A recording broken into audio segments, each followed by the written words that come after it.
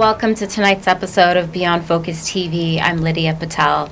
And as always, I have a very special guest for you, Dweynie Esther Paul, candidate for the Kings County Surrogate's Court Judge. She'll be with us for the next 30 minutes, so stay with us. You're watching Beyond Focus TV. Beyond Focus TV allows you to discuss contemporary topics affecting the Caribbean people on both a national and local level. The show features informed guests who offer insight, debate, and evaluate various issues. Beyond Focus TV builds on the station's mission to provide useful information to the Caribbean people in New York and abroad. Beyond Focus TV, where our viewing audience can get educated, informed, and empowered.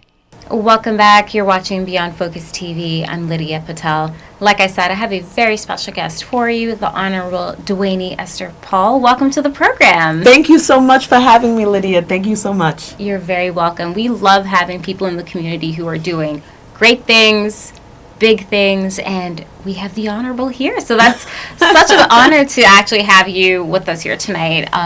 But before we get started and really dive into what you're running for in 2021, this has been such a big year. It's a robust election year, absolutely. Election year, so it feels like it's never stopping. Why don't you just kind of introduce yourself to everybody at home, and who is Dweynie Esther Paul? Ooh, loaded question. Okay, hello everyone. My name is Judge Dweynie Esther Paul. I'm a Kings County Civil Court judge. I hail from Bedford-Stuyvesant, so when I ran in 2015, it was a local race. It was the areas of Bedford-Stuyvesant, Crown Heights, Clinton Hill, and Ocean Hill. And now I'm running for Kings County Surrogate Court, which is a county-wide race. My journey to the bench started really many years ago. When I was young, what sparked my exposure to the justice system actually was born out of tragedy. And so I have a brother. When I was 9 years old, he passed away. He went on a youth trip. He got in an accident, and he never came home. And during that process, I watched my mother and my father fight for justice for him through a wrongful death suit in Supreme Court.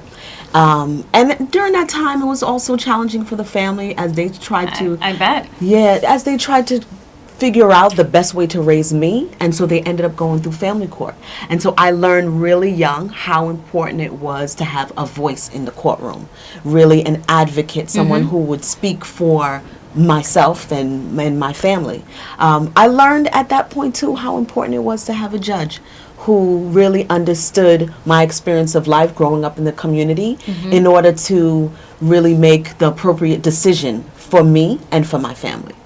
Absolutely. And that's amazing for you to even have that experience and be able to take something negative and turn it. So every day you're kind of honoring your brother. Absolutely, absolutely. And you know what? I think about that when I think about surrogates court. I think about my mother and my father, because a lot of people in the community have never heard about surrogates court. And I was going to say, and I'm one of those people, to be totally honest. I was like, before you, I'm like, surrogates court. When I thought surrogate, I'm a surrogate mother? Like, what exactly. is this? You are not alone. And I'll tell you, a lot of times in the community, we are far too familiar with criminal court. We know about family court. Sometimes we know about civil court. But we've never heard about surrogates court. So school us, please. So surrogates court is a place where we go when our loved ones pass away, whether they had a will or they didn't. And we make sure that all of their assets, all of their property, everything that they worked hard for gets from one generation to the next.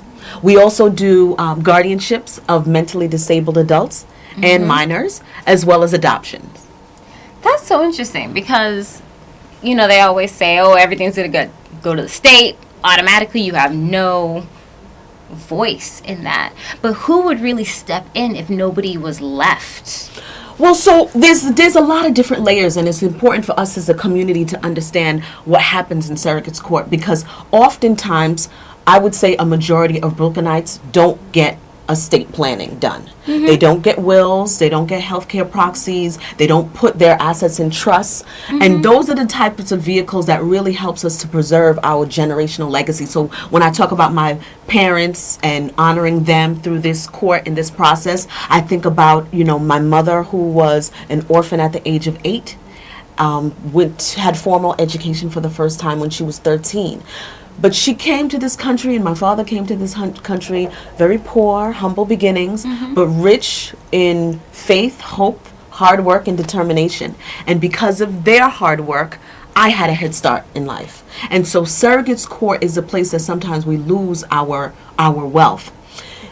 If you pass away with a will, you still have to go through surrogates court, because ultimately with a will you would outline who you want to receive your belongings, your assets. And when we talk about generational wealth, sometimes the word wealth sounds like a big deal, and you think, well, I don't have a lot of money, I don't own a lot of things, so I don't really need a will.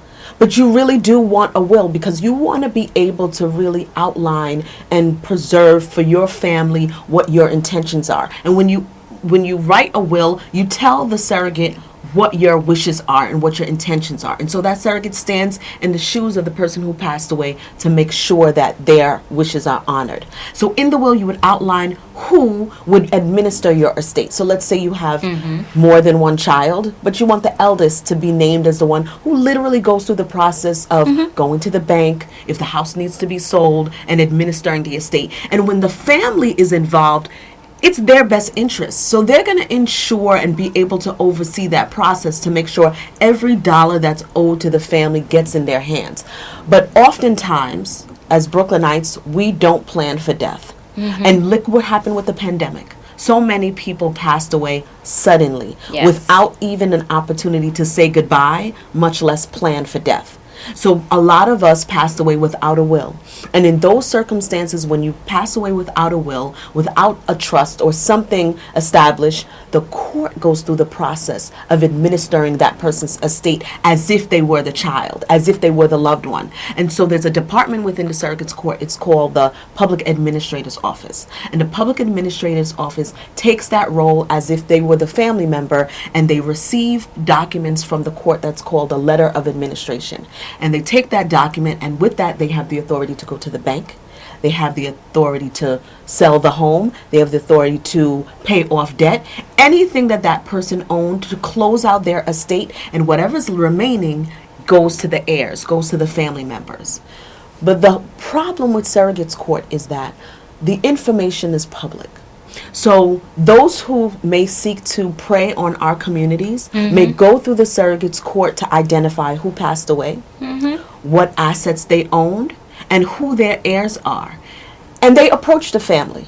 And we know that the community, sometimes we are plagued with foreclosure issues, deed theft, water and tax liens. And so when they approach the family, sometimes they offer them money. I mean, pennies on the dollar. And when you're talking about estates in Brooklyn, homes in Brooklyn, we know that the price and the values of these homes are skyrocketed. So sometimes we may be what I call cash poor, but asset rich. And so that means that we may be living together, mother, father, uncle, the family children, house. the family house, just to make ends meet, to pay off the bills and to pay that mortgage. But we may not have the cash. But what happens to that next generation? That next generation who receives a home, even if it's not debt-free, but a good deal of that mortgage is paid for. That next generation has a leg up, has a head start. And so when the court goes through the process of administering our estate, they may not have the best interests of the family at stake. Well, hold that thought. We'll take a quick break. We'll be right back. You're watching Beyond Focus TV. Stay with us.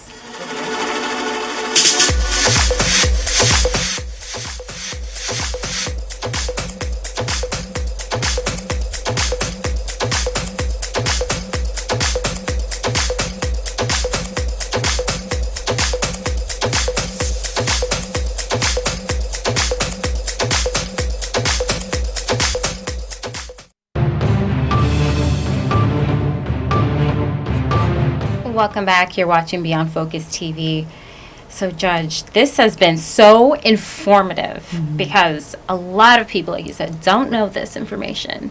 There's a lot of misinformation, a lot of black facts, hood facts, where it comes to these things, you know. So we're so happy to have you here to be able to clear up a lot of this. But you're running for this. So give us some details in terms of, I'll say, when elected, you know. How long would you have the seat for? So that is a very important question, because the term is actually 14 years. And that is a tremendous amount of time. Oh, wow. And so let me tell you what does 14 years look like as a surrogate court judge? You are talking about a community that's coming before the court who is maybe around my age, thinking about their parents in their twilight years and making sure that they're comfortable and they have all of their needs met and not worrying about that transfer of wealth. You're worried about a generation who's thinking about their children in 14 years that's coming up and focusing on their future and making sure that they have that promise and that head start that they as their parents may not have had. And so that 14 years is really powerful for a community because it will really shape our community's wealth building. Wow. That's the longest term I think I've ever heard. So Supreme Court judges are 14 years as well, and I'm currently a civil court judge. And so civil court judges are 10 years. Okay. That's pretty interesting. 14 years. So it's like, make your choice. Pick wisely. Yes, and it makes a difference. And, not too long ago, days ago, we saw the power of the justice system at work. And this has been a dawning of a new day for us in the community because we can finally start to see the change and the shift. When we are looking for change in our community, sometimes we march, sometimes we stage sit-ins. And this year we have the opportunity to vote and really have our voices heard on the ballot. And a lot of times we don't focus in on our judges. We think about the higher level, the president. I think now we're starting to really understand how politics is local. So we're thinking about our mayor, we're thinking about our city council person. And that is tremendous because they are the ones who write the law. But when the law is violated, it is the judge that you rely on to make sure that it is being enforced. So it is tremendously important that we as active citizens who want to take a lead role in our civic justice and our civic engagement, that we take a stand on election day and vote in a judge that will have the community in mind and put the community first. That's amazing. And when you say it like that, it just makes even more sense of why it's so important. Kind of describe the empathy aspects and some of the most important qualities that being a surrogate judge in particular you think are important for this job. So that's a good question because although I was elected in 2015 to become a civil court judge, I actually started in family court. And so I was in family court as an acting Supreme Court justice for 4 years. And dealing with families in family court takes a tremendous amount of patience, commitment, and really compassion. And when you think about compassion, compassion is often born from experience. That compassion is born from being able to relate to people who come before you and understanding that, but for the grace of God, it could have been you in that circumstance. And, with family court, you're dealing with people in their most vulnerable state. Their family is at stake, their children is at stake, their most valuable possession. And we also deal a lot with domestic violence in family court. So you're really dealing with families in intimate relationships and trying to strengthen them by granting guardianships and adoptions and unifying them. And so I had an opportunity in family court to use my own personal experiences and watching how my parents fought for justice for my brother, found ways to navigate how they were going to raise me going through family court. And I don't know that there was a day that went by that I didn't think about what it was like for my family to be going through that court process and that experience. What that experience is like for them in the waiting room when they're waiting for their case to be called, engaging with the court officers or with the clerks, and navigating this foreign language of the law. So that is very important when you transcend into surrogates court because you are meeting families in their breaking point. They just lost a loved one. So that's a really trying time for them. And so being able to understand that they're grieving, there may be unsettled issues with family members that date far beyond when that person passed away. And so you really do need to have that patience and compassion and understanding to make sure that you are meeting that family where they are. And I'm always big on alternative dispute resolution. And in surrogates court and in family court, we had the opportunity to use mediation. And I would like to see that focus in a little bit more in surrogates court. Because when you go through mediation, you really give the family back control of what's happening to them in their lives. You give them the opportunity for that breathing space, for them to come together and focus in on what really matters. And, you know, when I was in family court, I really tried to talk to families and reminded parents that they had one common goal, which was that child and their love for that child. And when you think about surrogates court, I'm looking to remind the families that although they may be fighting now, there is a loved one who just passed away that thought of them enough, honored them enough that they would even have the privilege to be at the table talking about distributing their assets. And so that mediation kind of gives that family the opportunity to really take control of the outcome of their case. So you're a fan of mediation, definitely. I'm a fan of that. I'm a fan of, you know, the role of a judge is really to come in and try to resolve disputes.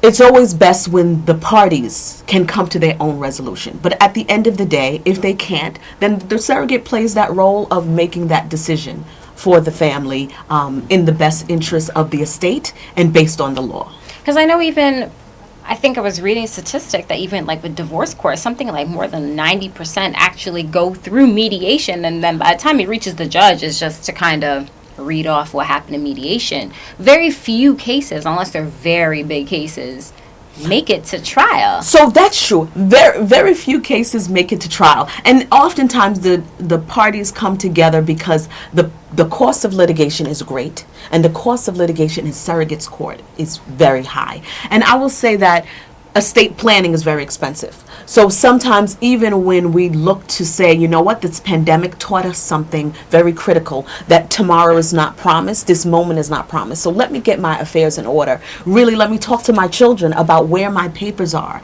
and let them know so that if something should happen, they know what my heart's desire is and they know where to find things. But with court, a lot of times we do what we can to try to streamline the case so that we don't have to go to trial. Absolutely. We'll hold that thought. And when we come back, I definitely want to talk about planning, the cost, a little bit of all that, and how people can get in contact with you. Stay with us. You're watching Beyond Focus TV.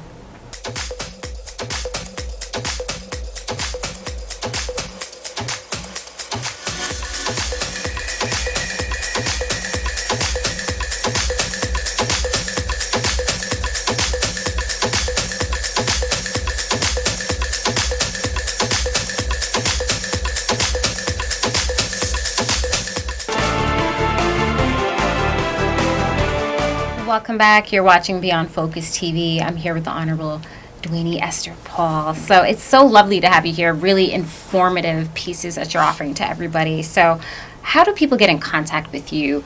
This is the election. Does this take place on June 22nd with all the other elections, or is it on a separate date? Good questions. Okay, so the election is June 22nd, but they have given us 2 weeks to vote, community. So we really need to seize of that opportunity and make a plan to go and vote. So elections, early voting starts June 12th.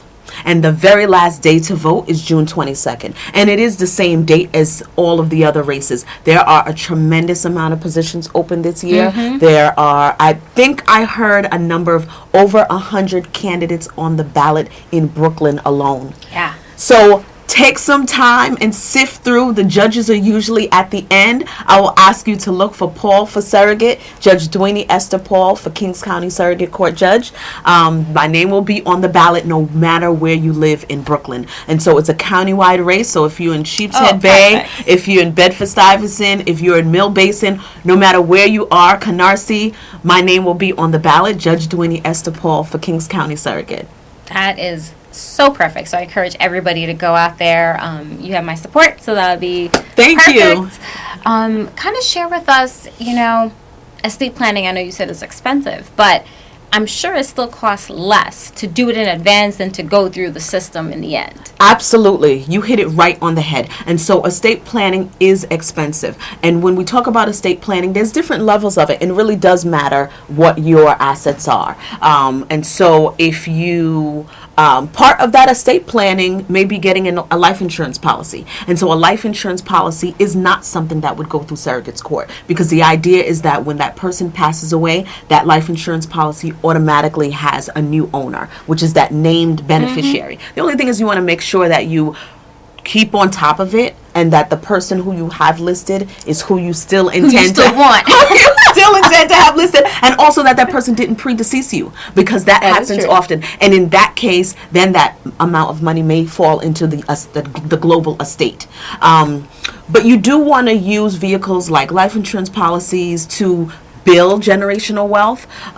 You want to try to see if there's a mechanism where you can use a trust, because if you use a trust, then you actually would avoid surrogate's court. So for instance, if there's a home that is in the family name or in the parent's name, they can transition that property and put it in a trust. And what a trust allows you to do is to outline specifically what your desires are. So for instance, you would list the beneficiaries of the home, and who would receive the home when you pass away. You would also list a trustee. So same thing like a will. You would name your child, the oldest child, or whoever it is you're comfortable with as the trustee who's responsible for managing that trust. But you can also put language in there that says, I have the right to live in this home until I die. So no one can come and tell you that you have to leave the home when you're a senior and you're looking to really age in place and stay at home. And so a trust is a strong tool, because sometimes in our community we are not aware of that. And what we do instead is we say, well, you know what? We may need access to healthcare benefits like Medicaid, Medicare. And so I'm going to take the home out of my name and I'm going to put it in my child's name, because ultimately I intend to give the home to my child anyway. But what happens is our family member has to pay taxes on the gain or the profit of that home, even if the child, or especially if the child, receives the home for free. So that year when they got the home for free, for example, the value of that home still has to be reported to IRS for taxes. But if you put the home in a trust and the child receives the home when you pass away, it comes through them as an inheritance. And there are inheritance tax exemptions, so that that child, when you pass away, does not have to pay taxes on it unless it's upwards of $1 million or even $5 million. And so really sometimes in our community, we don't take advantage of these estate planning opportunities that help us hold on to our wealth. But planning for death can be expensive. So a will, you could go on the internet and you can print out a will, you can go through the steps and have witnesses sign it. But there are risks involved, because if there's one step that was missed, the court may deem the will to be invalid. Right. But if you hire an attorney, the cost might not be overwhelmingly expensive. It can go between $5,000 to $7,000 and upwards of that, depending on the amount of assets that you have. If you're going to open up a trust, if you're going to put a home in a trust, so things of that nature. But you're right. If you end up going through surrogate's court, the family ends up paying double or triple that amount going through the surrogate's court process. Exactly. And it takes years. Oh my goodness. So you see, well, that's why they have you guys there for 14 years, because they know how long it's going to take. Any final words for the viewers at home that you really want to drive any points home to them, and really ultimately why they should pick you? So I believe that I'm uniquely qualified for this position, because surrogate's court requires a person who is going to come there and really put the community first.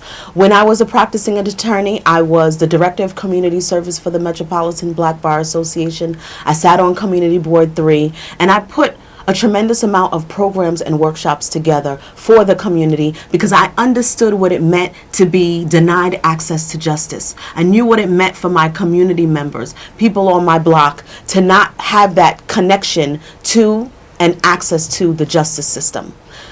As a surrogate court judge, I intend to continue that same work. When I became a judge, I still worked on advisory committees to make sure we could find ways to strengthen and improve the family court. I worked to put together programs that connected the community clergy, and even law enforcement to expand supervised visits for our families. That is the type of surrogate who puts the community first. And this has been a grassroots campaign. I'm gracious that I was able to receive a lot of support and a lot of endorsement from elected officials, from Congresswoman Yvette Clarke to senators, state assembly, and city council members. I've also received support from the clergy and a tremendous amount of unions, labor union workers who keep our city moving, who's kept Brooklyn moving. And so I'm going to be a surrogate for the people surrogate, who will always put us first and our best interests. And I believe that I have the integrity to make sure that I fight out corruption, those who may come to the court to try to take advantage of our community and rob us of our wealth.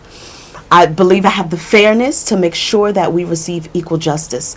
This election is tremendously important to our community, especially now in light of COVID and so many of our members who are at the doorsteps of this court. I am urging you to focus in on our judges this year on the ballot. My name is Judge Paul. I'm running for Kings County Surrogate. I'm asking for your support. Allow our voices to be heard loud and clear on Election Day, that the community will be first.